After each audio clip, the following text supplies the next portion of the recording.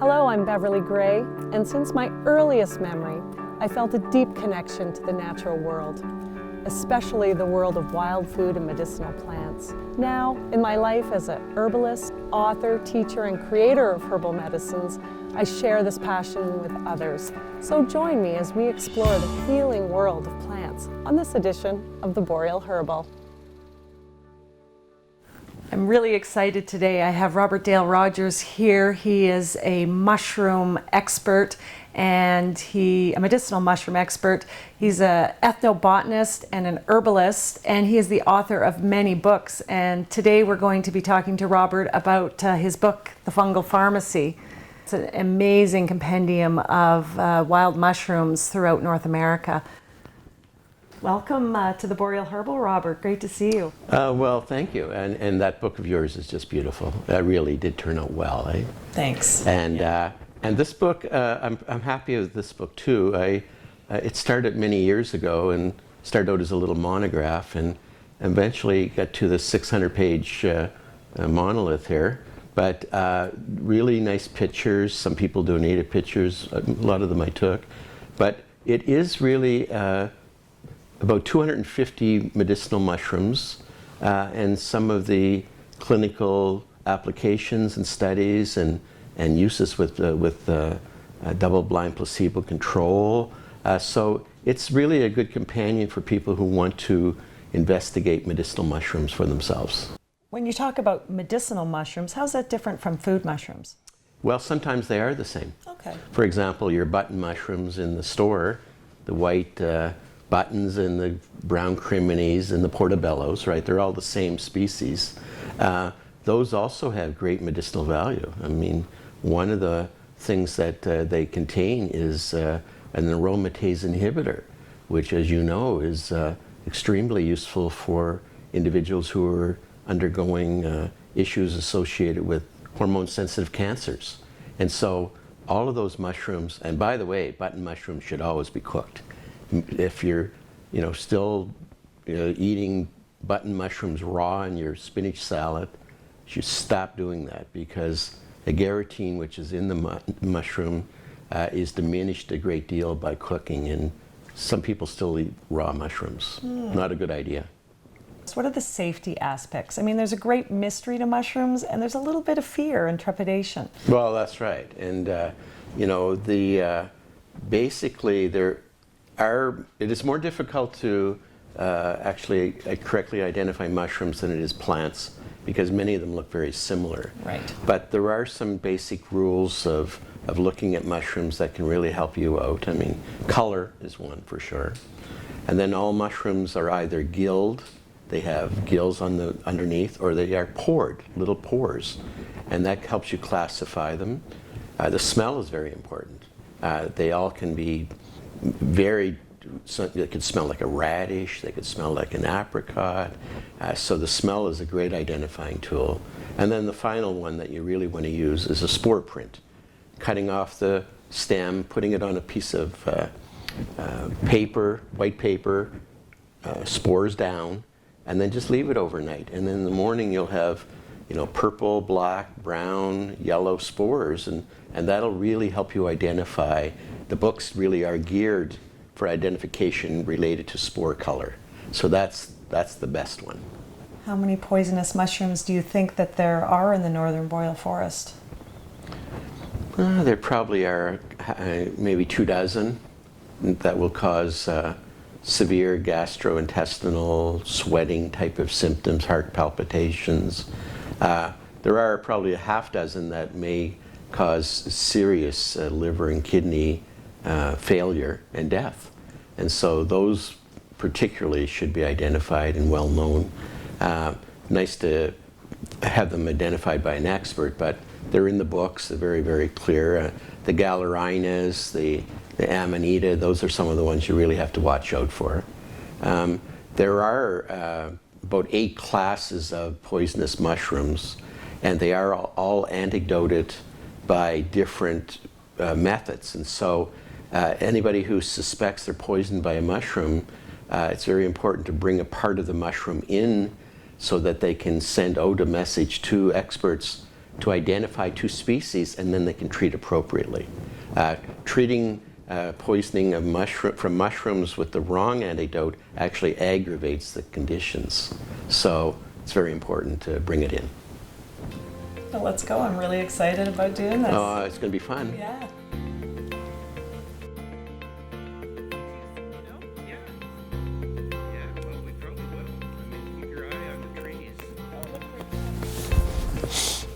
All right. Oh, look, there's one. Oh, hey. All right. Oh, it looks like one of the button mushrooms that you get at the grocery store, but bigger. It might be. We'll have to pick it and turn it over to tell for sure. Yeah. Well, just on first sight, it looks edible. Is that a wrong presumption? Oh, well, I think you're probably right. But let's just to make sure, we have to find out, is it a puffball? No, it's got gills. So I always like to take a little bit down further. Oh, it broke for me. But absolutely, this is the Geragos. This is probably the meadow mushroom, campestris probably. But let's just cut it and see. So you can see that there's definitely, it's a gilled mushroom, that the brownish pink here will later form dark spores. And so this is an agaricus. I mean, some of it's a little past its prime, as you can see, but there's a lot of edibility here. So this is a classic agaricus, totally choice edible. Choice edible. What about medicinal?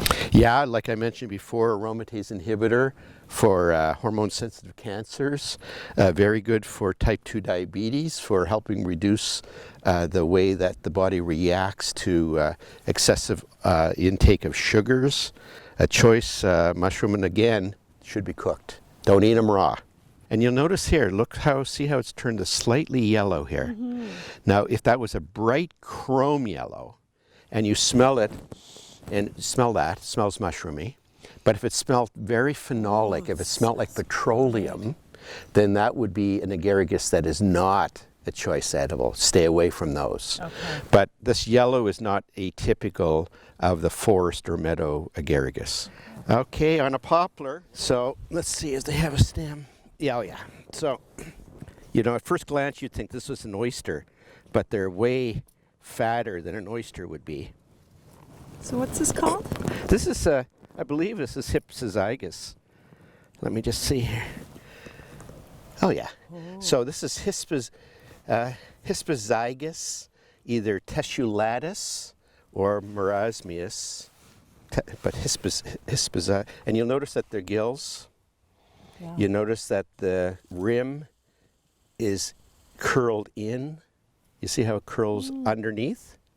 And it has a stem, and it's very common on either aspen poplar or the balsam poplar, the bigger ones that are the cottonwoods that are down by the rivers.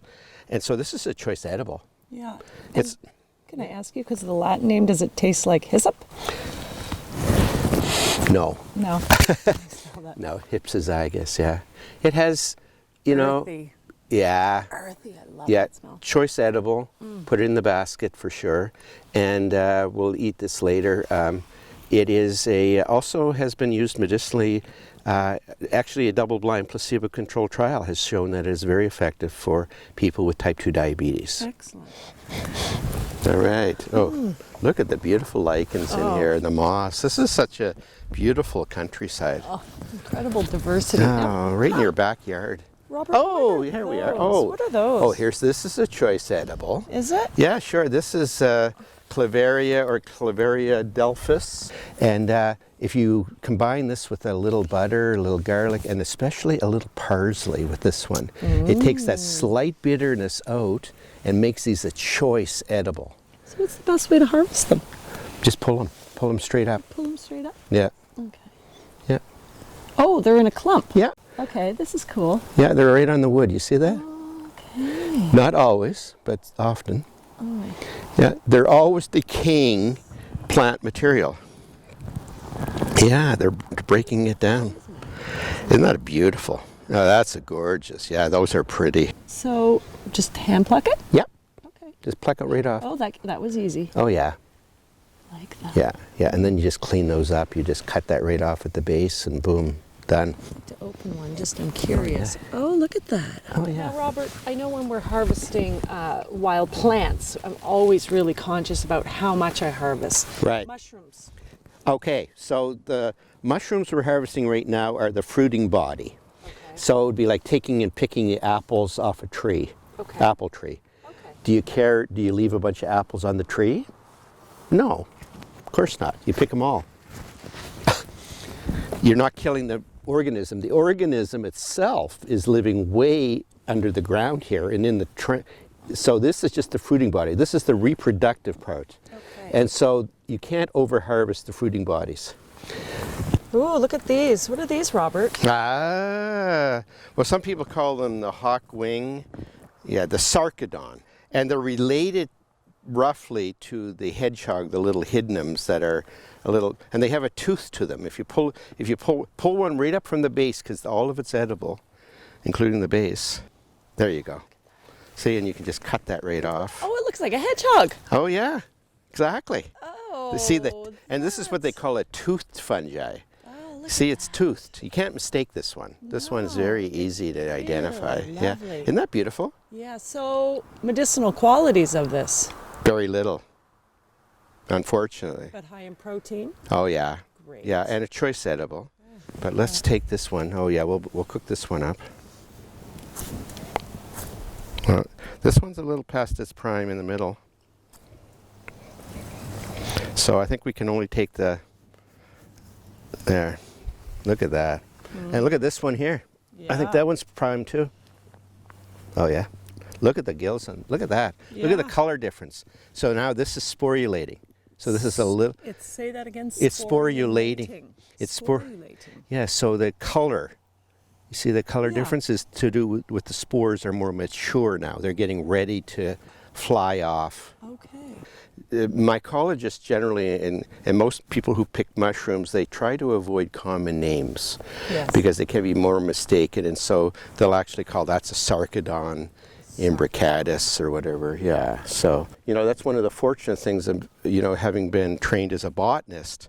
Latin comes easily to me, and then so it was a matter of just talking that way, and people always want to say, oh, what's the common name, but like what's a bluebell Right. Hortensia. for here, Yeah. but not somewhere else, right? And so universally a Latin name binomial is a good idea. Yeah. Yeah. So, I mean, these are in the kingdom of fungi. Yes. Yeah, and the kingdom fungi is the fifth kingdom.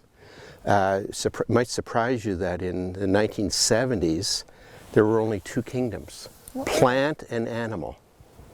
1970. So it just shows how little we really know. Now fungi occupy their own kingdom, 1.5 million species on the planet, Really? and less than 10% of them identified. Mushrooms. Oh yeah. You get some butter? Oh, of course. Okay. And some salt. Yeah. Remember those stupid years when they were telling us that butter was bad for us? I know, it's a So whole food. ridiculous. It's whole food. We're back in the house and we have all these incredible mushrooms that we gathered. I'm interested to know what we've got, what their names are, and how we use them. All right. Well, sure. Absolutely. We have here, right on the first one we'll throw in the pan, are the Clavaria delphis, ligula, or sometimes called the strap coral. Strap, coral. S-T-R-A-P, that's their common name. And these are a choice edible, and they have that little touch of, a bitter sweet at the end, but the parsley brings it right around. So I like it. This one here is Hypsozygus tessulatus. It grows at the base of usually a dead poplar. And just like we found it, right at the very base there. Sometimes it's mistaken for an oyster, but it's not really. It's thicker than an oyster. But this also has some great benefits. Human studies have shown it very useful for arterial sclerosis, cholesterol issues, blood sugar issues, certain cancer cell lines. So this is a great medicinal mushroom too. I'd And say. you can read all about it in the medicinal mushroom book. So this is a choice edible. And it has a slight anise flavor to it that really comes out nicely when you... Smells really fresh. I'm Yeah, going to eat it. yeah. Yeah. And then of course we have the common Geragos. This is the a button mushroom. Here's a small one, right? It was showed with the little pink gills. Yeah. And then we have the others, and there's the pink gills as well. And here's one that looks more like the old, basically the portobello that we get out of the store. But these are all Geragos bisporus, or campestris at least, the meadow mushroom. These Geragos, sometimes they stain a little bit yellow. If they stain really chrome yellow and smell phenolic, then otherwise they're all choice edibles. Okay, so we've got the garlic going with the butter. So Fantastic. Let's put all these strap coral in here. Okay. Ooh, yeah. Oh, yeah. And the one thing that you'll notice with some mushrooms, this one, they're 80% water. Right. So when you first start cooking a mushroom, you're going to get all this water comes out. And some people make the mistake to pour that water off. Oh, right. Do not. What you want to do is resorb that water that has all the beautiful flavor and odor and taste in there. Okay. So don't pour it off. Okay. So let it resorb, as they say. Resorb. I like that. Yeah. Okay. I'm going to cut up the Hypsozygus.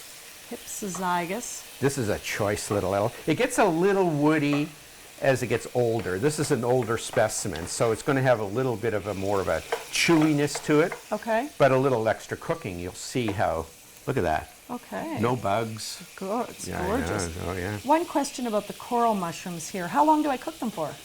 Those will be ready in about 2 minutes. Okay, so how about we take these out and then we'll throw the other ones in? Let's do that first. Let's finish Yeah. those up. Yeah, yeah. You want to make sure that you thoroughly cook. Many mushrooms, even the edible ones, like I mentioned, like the buttons, they do have a compound in them that is a cumulative toxin. Okay. That is, over time, that can be a problem. All right. So the occasional raw mushroom, no big deal. Right. But if you ate raw mushrooms at the salad bar every day, that could be a potential issue. Okay, how's this look? Oh, those are ready. Okay. Let's put those on the plate. Those are all set to go. See now, nope. Put it back. See that water there? Yeah. No, that should all resorb. You got to cook a little longer. Oh, You see what I'm that's saying? really good to know. Yeah, Okay, yeah. okay. Make sure that you're pouring off a whole swack of flavor there. Okay. All right. Ooh, look at Let's that. pour that off. Yeah, just put those off. Yeah, good. Tasty, tasty. That's good. Well, let's, well, here, we got this one all cut up. Let's may as well do this one. Okay, well, here, I'll put these in the pan. Yeah, yeah. So what I'm wondering is, we're cooking these. Does that take away the medicinal quality of the plant? That's a great question. It's very often asked. So the issue is that all of the medicinal properties of mushrooms are not heat liable. That is, the heat does not destroy any of the benefits. And in fact, mushrooms generally are composed of a filament, a structural product called chitin. C-H-I-T-I-N, which is very similar to what shrimp shell and crab shells are made out of. And unless you do cook them and actually make them break that down, that chitin, then the medicinal values and products are not as easily available to you. Okay. So heat cooking is always good for mushrooms. All right. Yeah, I like to cook. I like to make sure they're cooked thoroughly. I have in the past run into people who have cooked mushrooms and not cooked them long enough, and they'll end up with some gastro kind of intestinal problems. So I always like to thoroughly cook my mushrooms. Yeah. And the biggest danger is that you partly cook them and then you think you're going to re-cook them again and you don't, and you can run into problems. Okay. So just cook them thoroughly, and if you have the right ingredients with them, like the butter, garlic, they just get more flavorful. Shall we put them on another plate? We can put Put them on together. here. Put the same plate. Yeah. Let's plate it up. So plate those up. Oh yeah. Oh, those look good, eh? Oh, I just ate lunch, but I think I'm hungry again. Me too. We'll add just a little more parsley for garnish. Okay. Well, I'll tell you. Bon appetit. I'm going to try one of the corals first. Let's see. Oh yeah. Really? Oh yeah. Nice flavor. Oh, I'm excited. Oh yeah. And how's the testulata doing here? Very nutty. Yeah. Yeah, they're good. Really nutty, and almost nutty with a bitter undertone to it. Hypsozygus is nice too. A little firmer, a little juicier. Well, this has been fun. I mean, going out in the woods, talking about mushrooms, making them up. Thanks so much. I really enjoy it. Thank you for the invite up here. This has been a pleasure. Well, thank you so much for coming, Robert. I've learned a ton, and I'm really excited about harvesting more mushrooms. And thank you for joining us on the Boreal Herbal. I'm Beverley Gray. Till next time.